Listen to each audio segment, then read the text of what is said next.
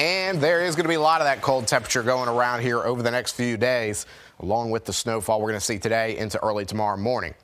Right now, Wytheville about 27, Martinsville 26, Blacksburg 24, and Roanoke 24 as well. We're not getting that much warmer today, so snowfall certainly going to be around here for the next day or two as temperature is going to max out at below freezing levels. Now, one thing you'll notice is Wytheville, Blacksburg, and Roanoke look pretty overcast right now and look like they're getting some snow. Martinsville's dry right now. Not much there, a few breaks in the clouds.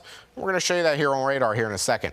Widespread snowfall expected throughout the region, with most totals being anywhere from about 2 to 6 inches, possibly even only an inch, given the fact that we had a little bit of drier air come in this morning earlier.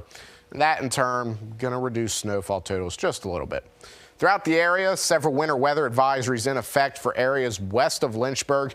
But then you go further to the east, and then you notice that there's quite a bit of the state that is under winter weather alerts as you get further to the east, parts of the I-95 corridor, all the way down into parts of Hampton Roads and Norfolk. So certainly something that a lot of folks out east are going to have a pretty different experience with than what we're going to see here. Usually with these systems, you end up seeing more snowfall in southwest Virginia than what you'd see on the eastern part of the state. Not going to be the case today. You can see that dry slot over parts of south side down Martinsville and Danville. But then you go further on to the east towards Lynchburg, South Boston. You see snowfall kind of varying in how heavy it is throughout the region. And right now, some of those heavier bands going through areas such as Roanoke, the New River Valley, all the way down into Wytheville. But the thing with that is it's going to wrap up a little bit sooner than what a lot of other places are going to wrap up as.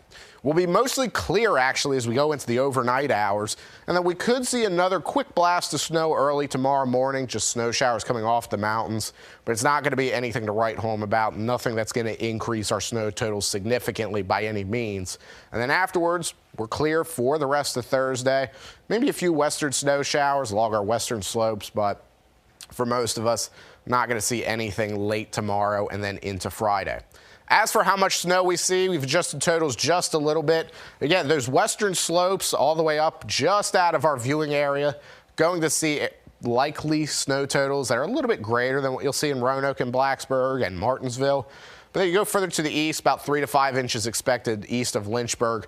But very well, we could see some localized amounts that are an inch or two more or less. Now, as for the impacts for this storm, accumulating snowfall obviously going to be a thing, and then slick road conditions. Going to be a few areas that are a little bit more slick than others, just given how powdery this snowfall is. Not worried about freezing ice whatsoever. Freezing rain, ice, sleet, not going to be within this system. And power outages certainly still something to monitor, just as we start getting winds a little bit gustier tomorrow. High temperatures for the day in the 20s and 30s, so bitter cold throughout the region. Going to support that snowfall. And that cold air is going to stick around for just a little bit of time. 28 at Roanoke at 37 on Friday. But then you look at the next 7 days, and we look a lot better as we go into the weekend with temperatures in the 50s. Keisha? Thank you, Edward. I know I'm looking forward to that weekend.